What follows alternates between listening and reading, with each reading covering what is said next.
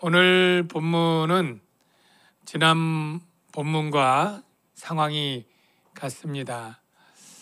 예수님이 십자가에 달려 죽기 전날 밤, 마가 요한의 다락방에서 식사 자리가 열렸고 최후의 만찬이라고 하죠. 그 중간에 예수님은 제자들의 발을 12명의 제자들의 발 모두를 씻어주고 닦아주는 일을 마치셨습니다.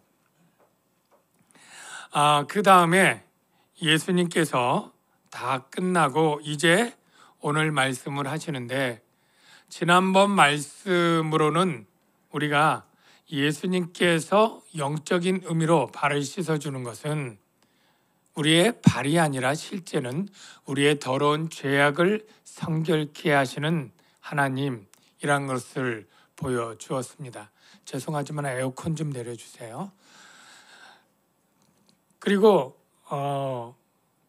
오늘 본문은 바로 예수님이 도덕적으로 우리에게 지극히 낮은 자의 섬김에 관한 얘기를 오늘 말씀을 해 주십니다.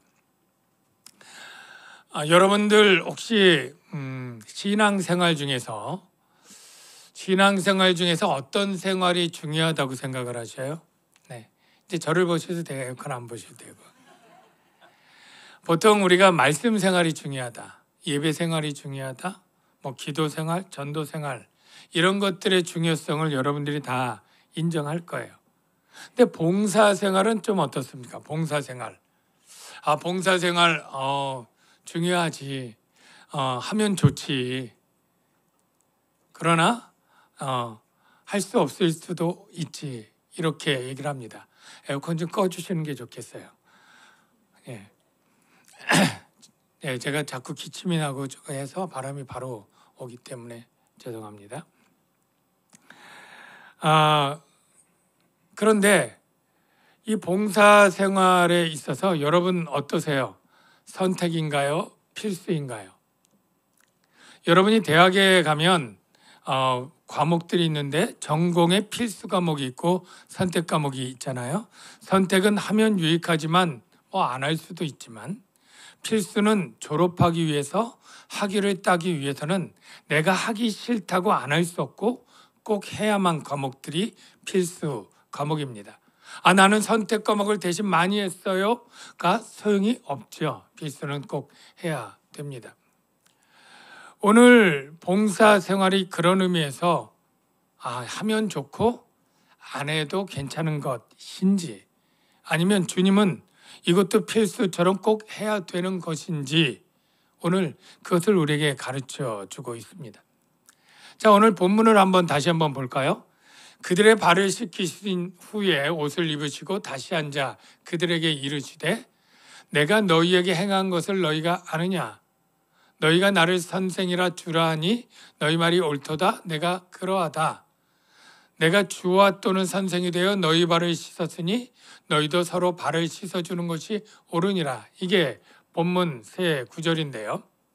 먼저 예수님이 자신을 이렇게 표현하죠. 내가 선생이고 주다. 원래 선생이고 주면 어떤 뜻인가요? 선생의 반대말은 이제 제자들이죠. 그러면 누가 섬겨야 됩니까? 선생과 제자 중에 당연히 제자가 선생을 섬기는 게 맞죠. 주라고 할 때 의미는 뭐냐면 주인 또는 주님이에요. 주인의 반대말은 종이고요. 주님의 반대말은 백성이에요. 그러니까 백성이 주님을 섬기고 왕으로, 노예 종은 주님을 섬기는 게 맞습니다. 예수님이 그걸 인정하세요. 그런데 예수님은 지금 어떻게 하셨다는 거예요? 내가 주와 선생으로 섬김을 받아야 되고 내가 큰 자지만 작은 자인 너희들을 섬겼다. 이걸 모본으로 보였다 라고 얘기하면서 이것이 옳다 이렇게 얘기를 합니다. 여기 옳으니라가 굉장히 중요한 단어입니다. 좋으니라가 아니에요. 좋으니라. 이거는 하면 좋고 안 하면 그냥 좋지 않은 정도고 그냥 괜찮아가 아니라, 옳으니라의 상대말은 그르다는 거예요. 그르다는 선택 상황에 들어올 수 없는 거죠. 이 옳으니다를 헬라어로 찾으면 뭐 오페일로 이렇게 발음하는데 여러분은 몰라도 되는데요. 그 뜻이 빚지다, 책임지다, 해야 한다. 이런 단어들로 다른 데 많이 번역이 돼 있어요. 서로 발을 씻어주는 것이 바로 빚진 자처럼 해야 된다, 이런 뜻인데요. 여러분, 제가 한번 쉽게 예를 들을게요. 자, 여러분 절친이 정말 급하다고 한 1,000만 원만, 뭐 없어서 못 빌려줄 수 있지만 그러니까 적금이랑 뭐랑 다 가서 1,000만 원을 빌려갔어요. 빌려가면 그 사람이 이렇게 생각을 하는 거예요. 갚으면 좋지만 뭐 안 갚아도 괜찮아. 혹시 이렇게 생각한다면 여러분 어떨까요? 굉장히 괘씸하고 이건 말도 안 된다, 이렇게 생각하겠죠? 빚은 꼭 갚아야 되는 것입니다. 바로 우리가 서로 발을 씻어 주는 것이 주님인, 그렇게 얘기하는 거예요. 빚을 진 자가 빚을 갚는 마음으로 꼭 해야 되는 것, 책임을 맡은 자가 꼭 해야 되는 것, 의무를 감당해야 하는 자가 감당해야 하는 것, 이렇게 마땅한 일이라, 이렇게 주님이 표현한 것입니다. 여러분, 우리가 대한민국 국민으로 마땅히 해야 될 의무들이 있잖아요. 뭐 예를 들면 그냥 납세 의무나 국방의 의무라고 쳐봅시다. 이거는 그냥 하면 좋고 안 하면 안 할 수 있는 일이 아니잖아요. 납세 의무 해야 되는 일이고 안 하면 억지로라도 내게 되어 있잖아요. 마찬가지입니다. 봉사일은 우리가 지금 여건이 되고 환경이 되니까 하면 좋고 그냥 뭐 힘들고 어려우면 못해도 괜찮은 것의 어떠한 선택이 아니라 주님은 옳은 일, 남을 씻어주는 일이 옳은 일, 이렇게 말하고 있는 거예요. 여러분, 우리가 남의 발을 실제 씻어주는 일을 우리가 할 일은 없을 거예요. 교회에서 세족식이라고 하는 의식을 하지 않느냐? 하지 않아요. 그러니까 이 남의 발을 씻어주는 일은 어떤 의미냐면 교회에서 봉사할 때 굳은 일, 힘든 일이에요. 하기 싫은 일이에요. 그런데 이 하기 싫은 일 아무도 안 해서 세상에는 가장 힘없고 약한 자들이 할 수 없이 막히고 힘있고 높은 사람들은 안 하는 일이에요. 그런데 예수님은 교회 안에서 뭐라고 얘기를 하냐면 나는 섬기는 자로 왔다. 그리고 내가 그 일에 모범을 보였으니까 네가 그 일을 하는 것이 옳다. 이렇게 얘기를 하고 있어요. 우리 교회 안에서도 뭐 세상적으로 사회적으로 존경받고 인정받을 만한 신분과 지위를 가진 분들이 있어요. 그래서 뭐 우리가 보통 존경하는 분들이 우리 교수님이라든가 의사 선생님이라든가 판사님, 변호사님, 이런 분들 그래도 좀 존경하잖아요. 그런 분들이라고 해서 교회에서 나는 교회에서 이렇게 굳은 일이나 힘든 일, 하기 싫은 일은 안 해도 돼 라고 하는 것이 변명의 여지가 없어요. 왜냐하면 가장 높으신 분 예수님이 하나님이신데 이 땅에 오셔서 그 일을 했기 때문에 하나님보다 높은 분이 있을까요? 없는 거죠. 그러니까 누구도 이것을 핑계대지 못하고 마땅히 해야 되는 일이에요. 섬김은 그래서 빚 갚는 일과 같고 해야 할 마땅한 일이라는 거예요. 그래서 바울은 로마서 교회에 이렇게 얘기를 합니다. 믿음이 강한 자는 마땅히 약한 자의 약점을 담당해라. 그리고 이방인들이 그들의 영적인 것을 나눠 가졌으면 이스라엘은 영적인 것이 강하고 많은 자예요. 이방인들에게 나눠줬어요. 그러면 이방인들은 뭘 가지고 있느냐면 육적인 것을 가지고 있어요. 물질이 많았어요. 그래서 이스라엘에게 제물을 드렸어요. 여러분, 섬김이라고 할 때, 봉사할 때 우리가 굳은 일, 하기 싫은 일을 떠오르면 그냥 교회에서 설거지하는 일이나 떼학볕이나 추위에서 밖에서 뭐 차량 안내하고 봉사하는 일, 그런 일 떠오르잖아요. 근데 사실 정말 굳은 일, 힘든 일 중에 하나가 뭐냐면 여러분들이 어려운 살림이지만 헌금하는 일이 봉사예요. 헌금을 여러분들이 봉사의 개념으로 보는 것이 맞습니다. 여러분, 교회가 해야 될 사명, 봉사의 일이 무엇입니까? 복음을 전하는 전도와 선교의 일, 그리고 제자들을 분부한 대로 가르쳐 지키게 하는 일, 이런 일들이죠. 그러면 교육도 해야 될 교회의 사명이에요. 그런데 예를 들어서 한번 우리 주일학교 한번 예를 들어볼까요? 우리 유치부나 유년부가 한 30명씩 있다고 쳐요. 그러면 이 아이들을 가르쳐야 되잖아요. 그럼 어떻게 해야 됩니까? 교육관을 임대해야 되죠. 한 달에 100만 원씩 주고 임대를 해야 돼요. 관리비 따로 내야 되죠. 그러면 끝날까요? 가르칠 교육자를 모셔와야죠. 페이를 주고 모셔와야 돼요. 그러면 끝인가요? 그들을 위해서 교육비, 수련회비, 간식비 1년에 1,000만 원씩 지원해야 돼요. 그러니까 한 부서마다 몇 천만 원을 들여야 그 아이들을 가르치는 일을 하는 거예요. 모든 부서마다 다 그렇죠. 그러면 교육만 끝이 아니고 선교해야 되잖아요. 우리가 14분에게 선교사에게 매달 몇백만 원의 돈을 보내야 돼요. 미자리 교회 열몇 교회도 매달 몇백만 원씩 매달 보내야 돼요. 우리가 구제해야 되죠. 전도해야 되죠. 이 모든 일이 교회가 해야 될 사명 맞습니까? 우리가 해야 될 일이잖아요. 이게 육체로 봉사하는 일만 있는 게 아니라 영적인 일도 있을 뿐 아니라 모든 일이 재정이 들어가야 되는 일이에요. 그런데 이거는 모두가 살아가기 어렵죠. 하기 힘들고 하기 싫은 일일 수 있어요. 그러나 누군가는 해야 하는 일 아니죠. 그러니까 여러분들이 힘들지만 11조하고 헌금하고 하는 이 일이 바로 이 모든 봉사의 가장 기본적이고 기초적인 봉사의 일이 되는 거예요. 그래서 이 일들은 그냥 하면 좋고 어쩔 수 없으면 못하고가 아니라 해야 옳으니라, 해야 마땅하니라, 주님이 그렇게 가르쳐 주셨다라는 것을 여러분이 아시기를 바랍니다. 예수님은 그 섬김에 시키지만 않고 본인이 솔선수범하셨어요. 이날에 제자들이 다퉜다는 건 여러분 아시죠? 이날에 누가 크냐라고 다툴 때 예수님이 그들에게 따끔하게 이렇게 말씀을 하는데 누가복음에 있죠. 그들 사이에 누가 크냐는 다툼이 난지라 예수께서 이르시되 너희 중에 큰 자는 젊은 자, 즉 어린 자와 같고 다스리는 자는 섬기는 자와 같을지니라. 그래야 된다는 거예요. 그런데 나는 섬기는 자 중에 너희 중에 있다. 이렇게 주님이 먼저 말씀을 하십니다. 그럴 때 우리는 예수님이 뭘 섬기셨지? 그거 한번 발 씻어준 게 그게 섬김에 다 아냐? 혹시 이렇게 생각하는 분이 있으면 착오죠.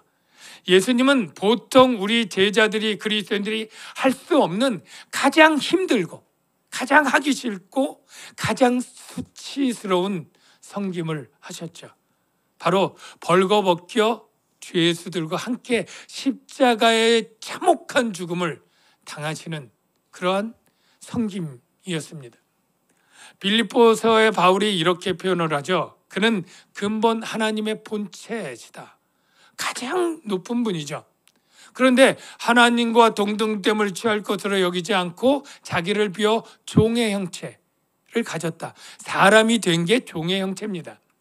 그래서 사람들과 같이 되셨고 사람의 모양으로 나타나사 자기를 낮추시고 가장 사람 중에서도 가장 비참하게 십자가에 죽으시는 그 일을 감당한 낮아지심을 하신 것이죠.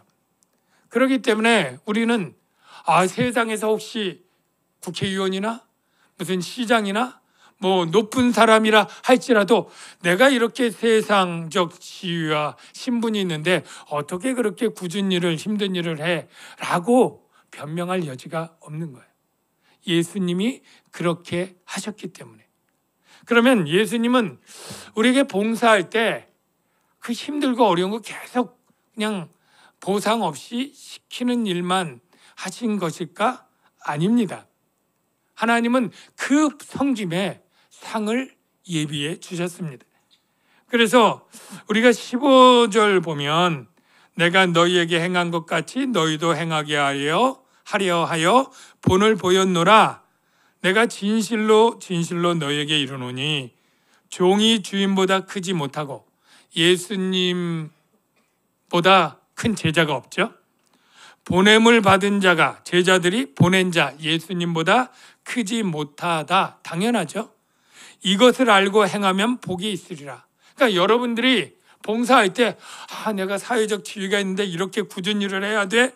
라고 할 때 내가 예수님보다 높지 않지. 예수님이 더 굳은 일을 했는데 나 정도야 이거 당연히 하지. 이렇게 깨닫고 섬김의 일을 하면 복이 있다. 이 마카리오스 팔복의 복과 똑같은 영적이고 신령한 그러한 복들인데요. 왜 섬겨야 되는가? 라고 할 때 복이 있으리라. 여러분, 우리 한국 사회에 우울증과 이런 정신적인 질환이 급속히 늘어난 게 언제부터인지 아세요? 예, 제가 들었는데 웃으면 복이 와요 프로그램 끝났을 때부터 그렇게 많아졌대요. 예, 그러니까 웃으면 복이 정말 오는가 봅니다. 그런데 오늘 말씀에 따르면 뭐냐면 섬기면 복이 와요.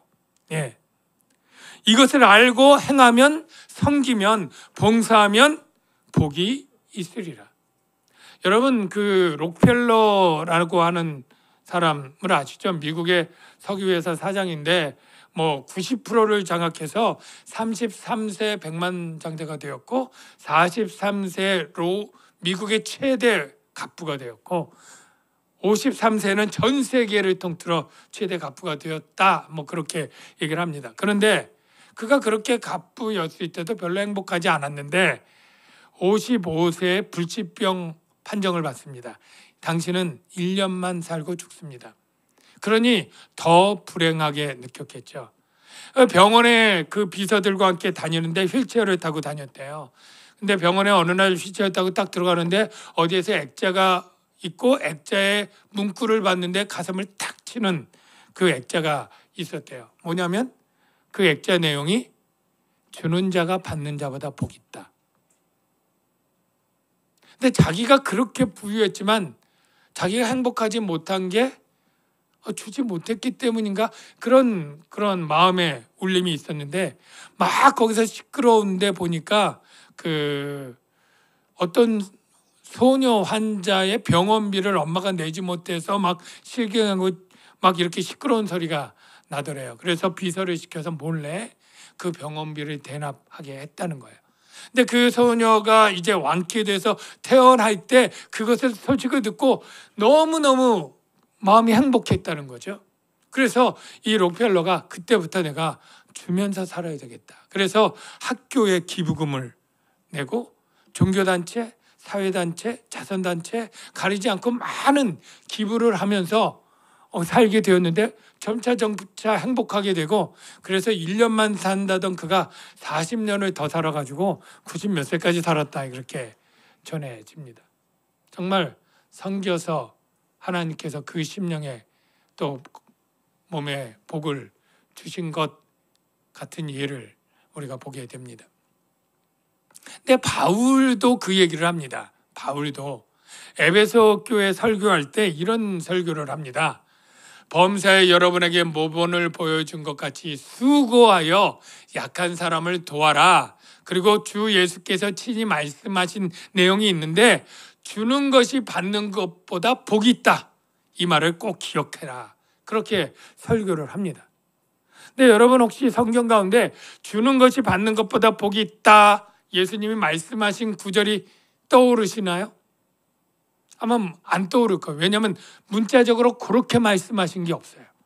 그런데 그 내용으로 비슷하게 말씀하신 구절들을 몇 구절 찾을 수 있는데 제가 소개할게요. 첫 번째, 주라. 그리하면 너에게 줄 것이니 후히 되어 누르고 흔들어 넘치도록 하여 너희에게 안겨주리라. 복받은 거 맞죠? 줬는데 그냥 넘치도록 주니까 복이겠죠. 또 아무것도 바라지 말고 꿔줘라. 그러면 너희 상이 클 것이요.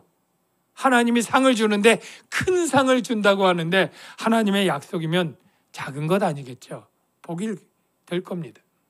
또 보면 너희가 그리스도께 속한 자라 하여 물 한 그릇이라도 주면 진실로 너에게 이르노니 결코 상을 잃지 않으리라. 주님의 약속인데요. 물 한 그릇보다 훨씬 큰 상을 줄 줄로 믿습니다. 예, 복이죠. 뿐만 아니라 낮은 자는 높여준다. 이 말씀 여러분 아시죠? 너희 중에 큰 자는 섬기는 자가 되어야 되는데 자기를 높이는 자는 낮아지지만 낮추는 자는 높아지리라. 하나님이 복으로 갚아주는 거예요. 우리가 섬기는 일이 내가 굳은 일이고 힘든 일이고 내가 세상에선 이런 거 할 사람이 아닌데 교회에서 하는 그런 일이 있다면 여러분이 낮아지는 일이고 그 일은 여러분을 높아지는 일의 근거가 될 줄로 믿습니다. 그 증거가 예수님이죠. 예수님이 아까 가장 낮아졌잖아요. 하나님에서 사람보다 천한 십자가에 죽는, 강도와 섞여서 죽는, 낮아질 때 하나님의 보상이 뭐예요? 지극히 높여 주시는 것으로 나타나는 것은 당연하겠죠. 이러므로 하나님이 그를 지극히 높여, 이제 모든이라는 단어가 3번 나오는데 모든 이름 위에 뛰어난 이름, 가장 높은 이름이죠. 모든 무릎을 꿇게 하시고 다 모든 피조물, 천군, 천사 다 그 무릎 아래 있고요. 모든 입으로 예수를 주라 시인한 하나님으로 존경받는, 그렇게 높여주셔요. 사랑하는 성도 여러분, 여러분들이 대부분 다 봉사생활을 우리 교회 성도들 잘하고 계셔요. 성가대도 지금 여기 계시면 10년, 20년째 하시는 분들 많고 교사도 거의 15년 이상 막 하시는 분들이 있어요. 얼마나 귀한 섬김이에요. 우리 다 설거지하고 밖에 차량 봉사하고 우리 집사님들 다 세상 그런 것 따지지 않고 다 봉사해주고 있어서 감사하고, 또 힘든 가운데도 재정봉사들 열심히 해주신 것 다 감사하게 생각할 정도로 잘하고 있어요. 그런데 이 일들이 낙심하지 않고 계속돼야 됩니다. 해도 좋고 안 해도 되는 그런 일이 아닙니다. 혹시 은사가 있고 은혜가 있고 남는 것이 있다면, 내가 뭔가 강한 게 있어, 많은 게 있어, 넉넉한 게 있어. 왜 강해요? 왜 많아요? 왜 넉넉해요? 없는 사람 주라고 주신 거예요. 그러니까 여러분이 시간이든 재물이든 하나님이 모두 획일적으로 얼마 이상 해야 된다라고 하지 않아요. 가진 것에 비례해서 하는 거예요. 소득에 비례해서 헌금 내라고 하죠.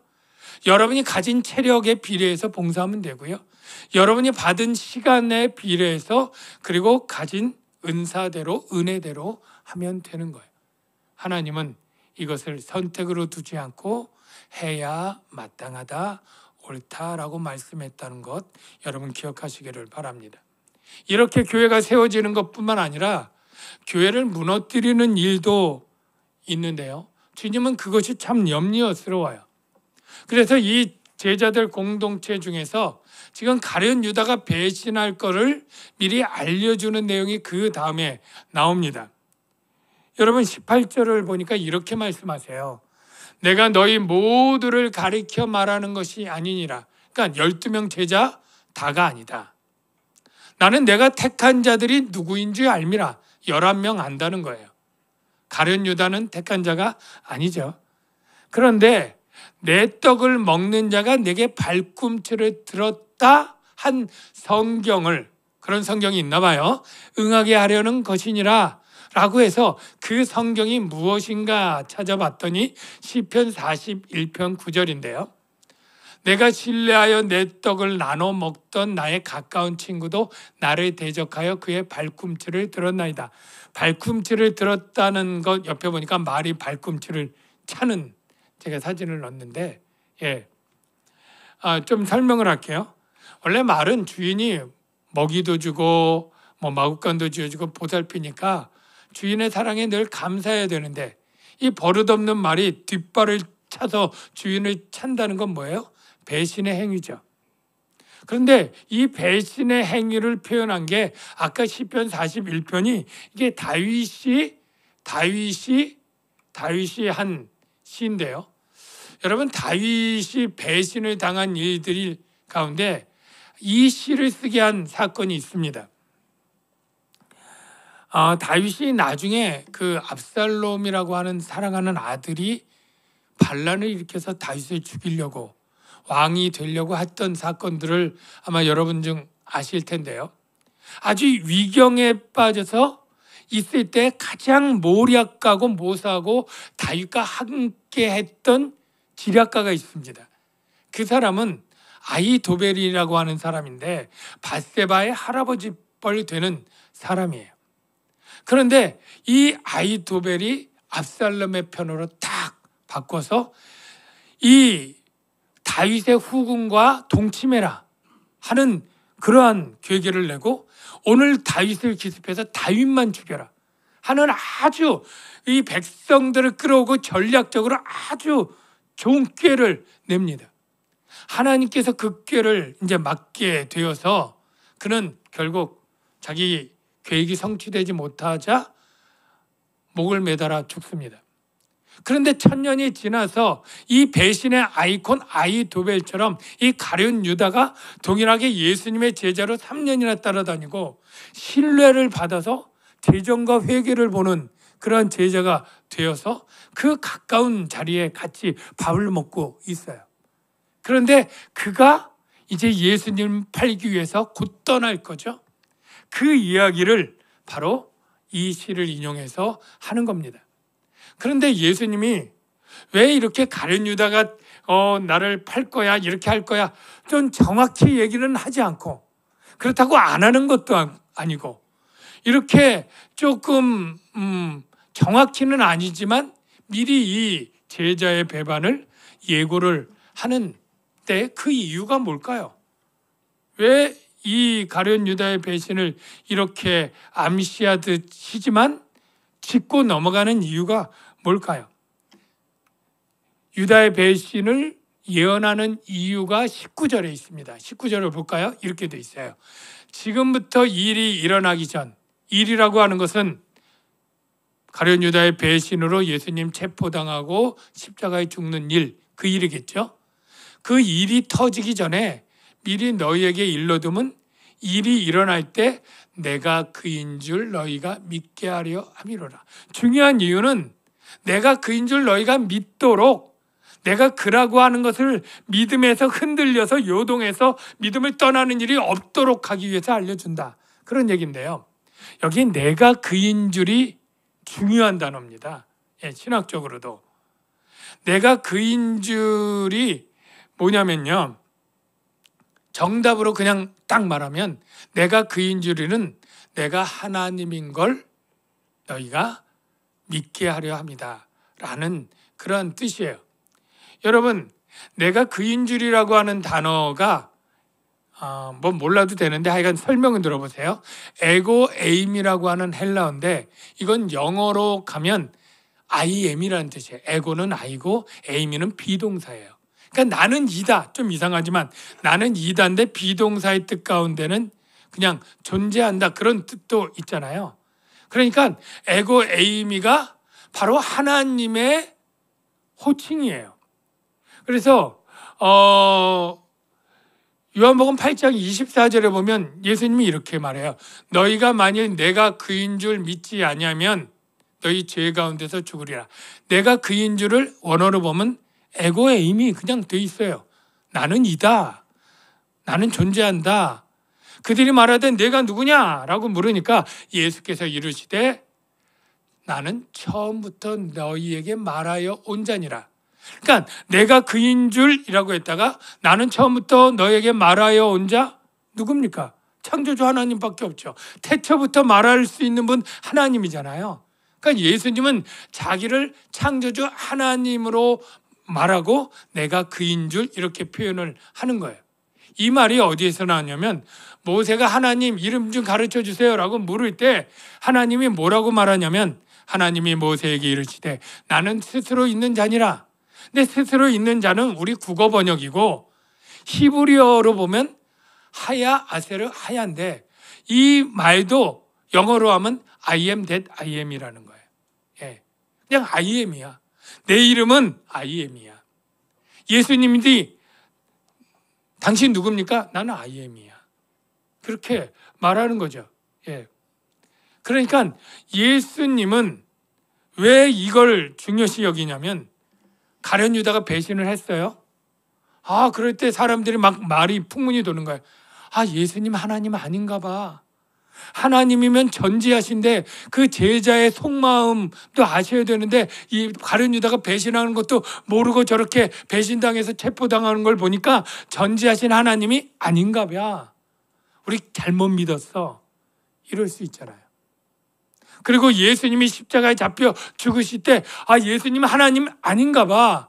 하나님은 전능하신데 저 로마 군병에게 힘이 없어 붙잡혀 죽는 것 보니까 하나님이 아닌가 봐.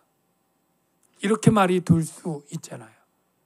그래서 내가 하나님은 전지전능한 하나님이시라 가룟 유다의 배신도 이미 알고 그 계획대로 진행되고 하나님은 청군 천사를 불러서 로마를 다 멸절시킬 수 있는 전능한 하나님이지만 구원을 이루기 위해 약한 자처럼 십자가에 죽는다라는 것을 말한 것처럼 그것을 미리 증명하기 위해서 나는 가룟 유다가 배신할 걸 알고 있었어. 미리 너에게 알려주는 것은 실제 그 일이 일어날 때도 내가 하나님인 걸, 내가 그인 줄 너희가 그 믿음에서 흔들리지 않게 하기 위해서 알려주는 거야. 이해가 되시나요? 그래서 그 다음 말씀이 이렇게 끝나죠. 나를 영접하는 자는 나를 보내신 이를 영접하는 것이니라. 이 뜻이 뭐예요? 나를 보내신 하나님과 같은 동일 본체의 하나님이다. 이 이야기입니다. 자, 사랑하는 성도 여러분, 제가 말씀드리는 요지는 여러분, 여러분의 믿음의 가장 중요한 기초는 예수님이 하나님이신 것입니다. 이게 여러분, 이거 당연한 얘기를 뭐 그렇게 싱거운 얘기를 하나, 혹시 이런 분도 있을 텐데요. 그 당시에 종교 지도자들과 유대인들은 다 예수가 하나님인 걸 부정했어요. 예? 신성모독죄로 죽이는 이유가 네가 자칭 사람이 되어서 네가 하나님이라고 하더니 참남하도다. 그리고 죽이는 거잖아요. 오늘날 세상 사람들 예수 하나님이라고 하면 그렇지 라고 믿습니까? 무슨 말이야? 예수님은 그냥 성인이야. 4대 성인 정도로 알지 무슨 하나님이야. 요즘도 대부분의 사람들이 그럴 거예요. 예? 아마 어떤 사람들은 그래, 예수님이 선한 사람이고 선지자고 훌륭한 인간 중에 누군가는 인정을 하지만 예수가 하나님이라니 그걸 어떻게 믿어? 하는 사람들 가운데 저와 여러분은 어떤 믿음을 가지고 있는 분이에요? 예수가 천지를 창조하신 하나님이다. 여러분 믿습니까? 믿으시길 바랍니다. 이 믿음에서 흔들리면 그건 다 소용이 없는 거예요. 이 믿음이 가지고 있어야 돼요. 지금 세상의 종교다원주의는 뭐라고 얘기합니까? 그래, 예수님도 하나님이야. 부처도 하나님이야. 다른 데도 구원이 있어. 오히려 예수님만 유일한 구원자의 하나님을 희석시키기로, 물타기인가요?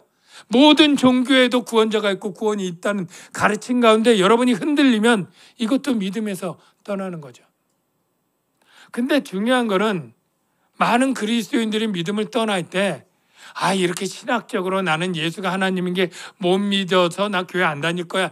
이런 사람들도 없잖아 있지만 대부분은 어떤 거냐면 가룟 유다의 배신처럼 교회에 일어난 어떤 사건들 때문에 그들의 말 때문에 상처받고 의심하고 환멸을 느끼고 이렇게 말이 많고 힘든 교회에서 내가 신앙생활을 하는 게 의미 없어.